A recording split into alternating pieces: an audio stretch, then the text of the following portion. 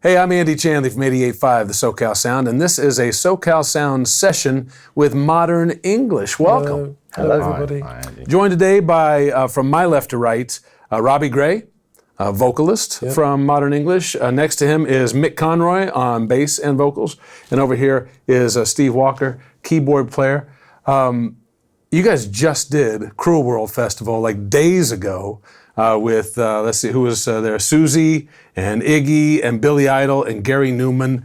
What was the experience? How was it for you? It was amazing. It's amazing. I mean, we had because we were on the main stage, and at the time we were playing, there wasn't another band playing on another stage. We were really lucky. We probably had about 35,000 people in front of us, and everyone was singing "I Melt With You" to us. It was pretty amazing. It's pretty cool. And to be in the company of, Susie and Iggy Pop. Iggy Pop was the best thing on that day until the rain clouds burst the bubble. Yeah, rain and beginning of summer in Los Angeles. But yes. Gang of Four played as well. They were incredible. Yeah, they were great. And they just lost a member of this. It's a long story, that. Andy Gill, the original guitar member, but they'd split up anyway. Wow. Well, it has to be fun those are your contemporaries now for 40 years, some of those people. Yeah. It was great to see Echo and Bunnyman as well. It's like a family reunion for you as much as a... I enjoyed Gary Newman too. So, I mean, we actually saw quite a few bands between us, I think. Most of the bands we'd seen like 40 years ago. Yeah, that's right. For like 75 pence. And I'm sure it was the same. At Brookside at the Rose Bowl, I'm sure it was. That was the going rate. Right. Who were you most excited to see play? I know you probably, like we said, you probably seen them, most of them, if not all of them. But who were you most anxious in your mind going into it? I want to go and see their set. Susie for me, and I didn't go back to watch her the next day either. So I'm pissed about that, as they say over here. Anyway. But I've got tickets for a festival near my house in England, and she's headlining there. So I'm going to make sure I see her.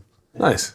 Nice. Does sound like it might be her last tour. I don't know what the other guys... Gang of Four for me. We played and they came on about just as we were coming off, but on a different stage. So we got in a golf buggy and were driven round the outside of the site, and they were amazing. It was great. It was great to see them, wasn't it? No, I mean, I think I agree. Gang of Four for me, it was really great to see them. They put on... It's another really energetic singer like our own, and he was jumping around. I was very pleased to see, singer who put some energy into his performance, because he's the same age as me. To be honest, that's the first time I've seen Gang of Four, and they were fantastic. But I was really pleased to see... Some 40 years later, it's the first time. Yeah, but I was so pleased to see him throwing himself around the stage. It was great. Similar kind of build as well, kind of tall big and wiry guy. We had a good old chat as well about it. They're nice. Yeah, they were nice people. Yeah. Nice. Yeah. Going back to those times, back to the beginning, was it 79?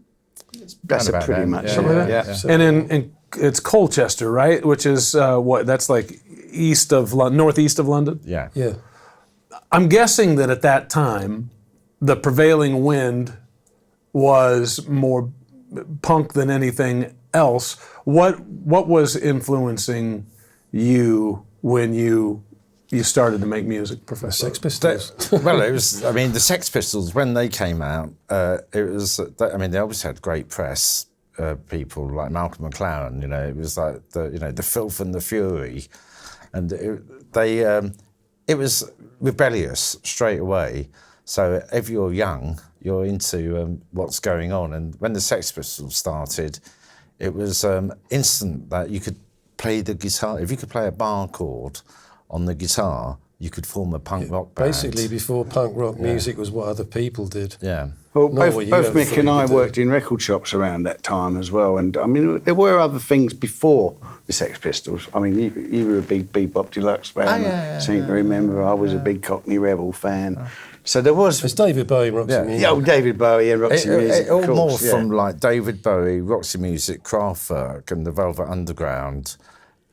And also disco music. Yeah, I used to love disco stuff as well. I used to like going out dancing. Yeah, definitely. But it was punk rock that got us going. We get to talk to them for a little while yet, but I buried the lead. They're going to perform for us as well. And you have new music coming out. Now, the band basically broke up in, 87, and then got back together a few years later, and there have been different lineups along the way, but now you're back and setting up a serious tour, and you have a new album that's coming out at the end of the summer? Hopefully, yeah. And I've got to be honest with you, I didn't know what to expect going in, but I've already heard you playing. Hold on, can I just say that's the first time we've ever played those songs live? The two new songs, Crazy Lovers and Long in the Tooth.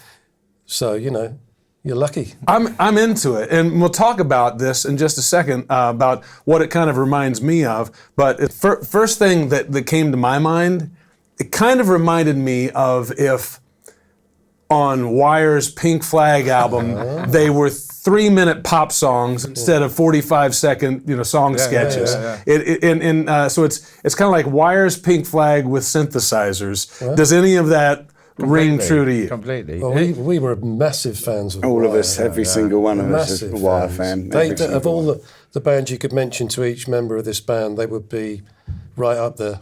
But it's like a Lowdown or a Fragile, but like a 3-minute pop song version of it. That's heaps of fun. I've never thought of it like that, but I'm glad you think of it like that. Yeah. It's great. So tell me about the new album. Over to you, Mick.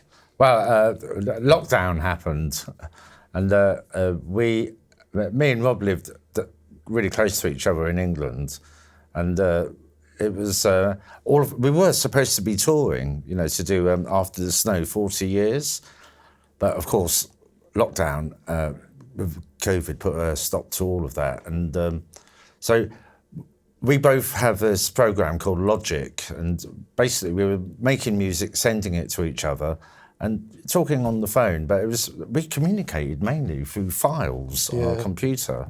It's like, here's a chunk of music. And then Rob would send it back with vocals on certain parts or all of it. I always say to Rob, the email, usual rules apply. If it's rubbish, get rid of it. And it's and that means if he can't put anything on it, just ignore it. And then we got Gary and the guitarist into Mick Studio, and he started forming, an album. Really, it was really good fun. Yeah. And it's really nice to do some music that isn't based around any kind of commerciality, looking for a hit, trying to get on the radio, if there is any such thing anymore, really. You know what I mean? We just do what we want, because I Melt With You pays all our bills, so we can do what we want. Yeah. I think when you actually get a chance to hear the whole album, you will see there's a multitude of influences on it, from bands we've mentioned already, Velvet Underground, maybe a bit of Wire, as you mentioned. There's still obviously that little hint of Joy Division, but it's all there. All of our influences. There's even a Tiny Fontaines DC kind of thing going on now. We keep their first LP when it came out, in The Guardian, they said it sounds like the first modern English album. Nice. That's great. I mean, the stuff is, for us, is I wrote 2 songs completely myself. I've never done that before. Long in the Tooth and another song called Genius. And I can't really play anything, so I just do everything stop, start, 8 bars of this, 8 bars of that. So things move and change really quickly, but not with a lot of musicality. It's just, here comes this and here comes that. And so that's where you might get the Wire bit from. Yeah. And also on the album, when Gary came to the studio, basically the songs were done. But we got Gary, he's got great guitar sounds, but in particular, we were looking for like the Mick Ronson / first Banshees album. So everything's kind of like going back to what I'm saying about the one chord. It's like just... We kind of got back to our roots noise. Quite a bit on the album, to be honest. Yeah. But because we know how to write songs now, we never used to know how to do that. On the Mesh and Lace album, we didn't know anything about songwriting. We just made music. Sections. After the snow came, Hugh Jones showed us, the producer, how to write verse, chorus. You can't really get rid of that once you get keep the bars to even numbers. Don't throw in 7s and 9s and 15s. Well, we've changed that on this album. Yes. This album does have time it goes around 5 times instead of 4. We tried to mess with it a little bit, so it's not just traditional. You learn the rules to break the rules. Yeah, exactly. That kind of thing. Yeah. Let's hear another song in a second. Before I get to that, you just mentioned Mesh and Lace, your first album, and then the song "I Melt With You" has the what's the lyric? Never really knowing. Thrashing around your face, never really knowing. It was always mesh and lace. And I know what that conjures for me. It conjures kind of a middle ground between punk and femininity sort of thing. Like there's a crossroads there. Was that a phrase that was going around? Is that a colloquialism, or is that just a theme that you had? It was just for good and bad. Soft and hard, that's what it means. And we had a song called Mesh and Lace that was going to go on the Mesh and Lace album, but we never put it on there. So I wanted to reference that song as well a little bit. So, there's lots of reasons for it, but the actual meaning is hot and cold, black and white, good and bad, really. But invented by Rob. There was a lot of mesh around in those days, wasn't it? It was early goth days. A lot of girls were wearing like little it's true. bits of mesh. Thanks to Vivienne Westwood. Yeah. Exactly, yes. It all ties in. The fashion world did tie in with punk, obviously it did. And now it seems to have gone full circle. Being a cruel world, you saw it all again. Oh, I'm sure you saw plenty of mesh. Plenty of mesh. Let's hear another song. This one is called Long in the Tooth. It's another one off the new album. Does it have a name yet, the album? 1, 2, 3, 4.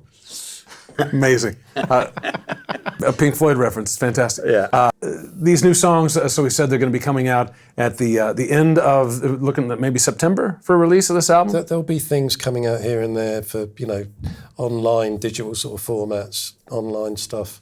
When the album actually comes out as a physical release, who knows at the moment. Right. We're still waiting for artwork and 3 mixes. Yeah. I'm excited. It really sounds good. You should be gratified. Yeah, we're really excited about it. We got to talk about, you're in the Valley. You're in the San Fernando Valley. Valley Girl is one of the greatest cinematic masterpieces, and if anybody disagrees, I'll fight them. It's fantastic. I disagree with it. It's so good. It's so good. It's the best Nicolas Cage movie there is. By the way, Mind Blown. You've seen the movie, right? We were at the premiere, the launch of it. Mind Blown. I just realized, my wife and I, we had a long story. We had a newborn, and we started watching Breaking Bad, and then stopped for like a decade, and we finally went back and watched it. John, what's his name? The guy that Michael Bowen plays Tommy, his antagonist in this thing. That guy grows up. He's Jack Welker in Breaking Bad. Yeah. I did not put that together. Did not put that together. It looks so different. But that song in that movie at that moment, it just captured teen romance and teen angst so well. And the thing that's weird to me is that all this time later, and maybe it's my perception at the age that I was when I first heard it, but it still seems evergreen. It still seems to capture Did you know it's in the first series of Stranger Things as well? So also set in 1986. So the youth of today have grabbed hold of it as well. Whole new audience again. If you go onto YouTube, if I can say that, there's so many different versions of I'm Out With You covered by choirs. Cello, that's not a cello, is it? No. Harps. A harpsichordist. This is the universal symbol for it. That means cello. There's surfer versions, there's punk versions, there's everything, isn't there? Bowling Soup did it. Yeah, Bowling for Soup, Nouvelle Vague have done it. A Bossa Nova version. Yeah. There's all sorts of stuff out there. But going back to the film, I think it hasn't haunted us. I don't mean that. I don't mean it rudely. It obviously did us the power of good at the time. But it didn't just stop at California. I mean, it's a popular film in Australia. It's kind of got our name around everywhere, really. Probably not so popular in Europe, is it, actually? Valley Girl as a film. Well, and it's some of the first, widespread exposure in the mainstream for Depeche Mode, and lots of bands on that soundtrack. It's a phenomenal soundtrack. Psychedelic Furs. Only takes one person in the know to do the music. You know what I mean?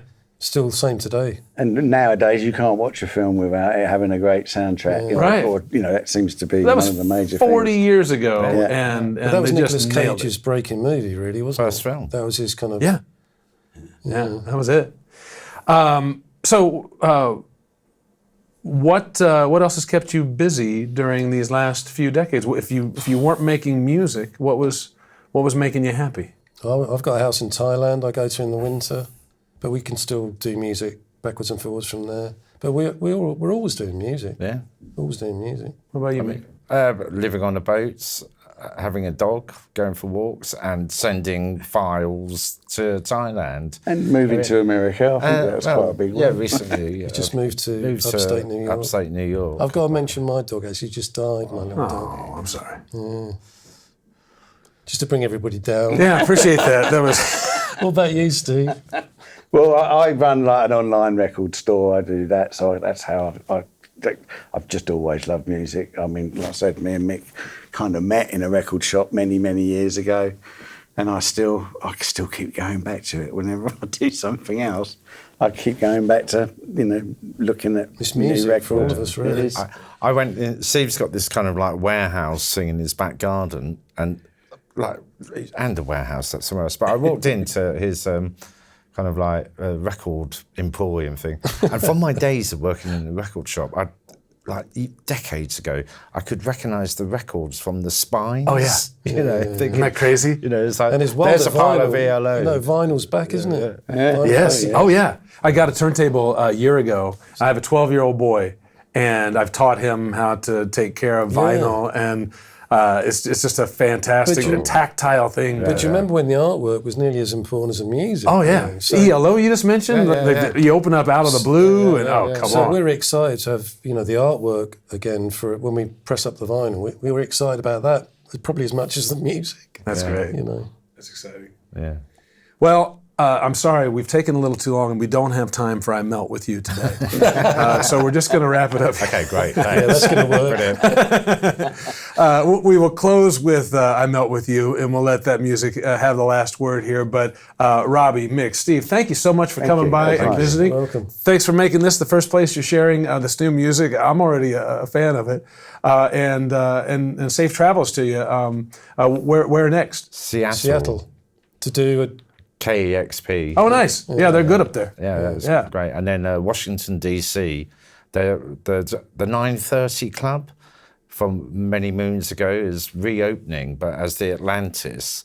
And for 44 nights, they're having what were their favourite 44 bands that played over the many decades that have passed. And Foo Fighters on the first night. And we're on about the fourth. Awesome. Doing 2 shows on the same sold day. out 2 shows. Yeah. That's great. It's going to be amazing. I think the Breeders are playing as well. I mean, Pixies are, aren't the they? night Yeah, after us is Pixies, Franz Ferdinand. So Yeah, it'd be nice to hang around a bit longer. Yeah. That sounds like And then we go home, then we come back after about 6 weeks and do a kind of more East Coast, Midwesty type thing. Going to places that we wouldn't normally go to, just to try go to different places, places we haven't been to for long. decades. Columbus, Ohio will be one of them. nice. It's a college town, I've heard. Yeah, I've heard a little bit of that, of the university. Thank you so much for coming by. Best of luck in your travels with the new album. Can't wait to hear the rest of it. And they're going to play you out here with a bit of an anthem. Here on 88.5, the SoCal Sound. I'm Andy Chanley. This is Modern English.